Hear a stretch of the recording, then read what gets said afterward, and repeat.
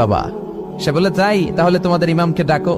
সাইয়েদনা ইমাম আবু হানিফা টাইম দিলেন, এই জুমার দিন, আজকে জুমার দিন না, এই জুমার নামাজের পরে ঠিক ভর দুপুরে 2টায় সবাই আমরা একত্রিত হব। নাস্তিকও আসবে, সাইয়েদনা ইমাম আবু হানিফাও আসবে। জুমার সালাতের পরে লোকের বন্যা বয়ে গেল, বাঁধ ভাঙা জোয়ার, অনেক মানুষ।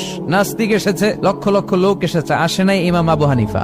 আসে না আধা ঘন্টা, 1 ঘন্টা, 2 ঘন্টা পরে আসছে।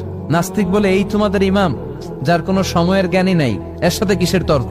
সাইয়েদনা ইমাম আবু হানিফা বলে, ইনদি উযর, আমার ওজর আছে। কি ওজর? সাইয়েদনা ইমাম আবু হানিফা বলেন, আমি ঘর থেকে বের হয়ে আসার পথে একটা নদী পার হয়ে আসতে হয়। আজকে এসে দেখি নদীর মধ্যে কোনো মানুষ টানুষ নাই, নৌকা নাই, মাঝি নাই, কিচ্ছু নাই। তো হঠাৎ দেখলাম পাশে বিশাল বড় একটা গাছ, এই গাছটা এমনি এমনি 2 ভাগ হয়ে গেল। হঠাৎ গাছ থেকে এমনি এমনি লম্বা তক্তা হয়ে গেল, এমনি এমনি তক্তাগুলো জোড়া লেগে নৌকা হয়ে গেল।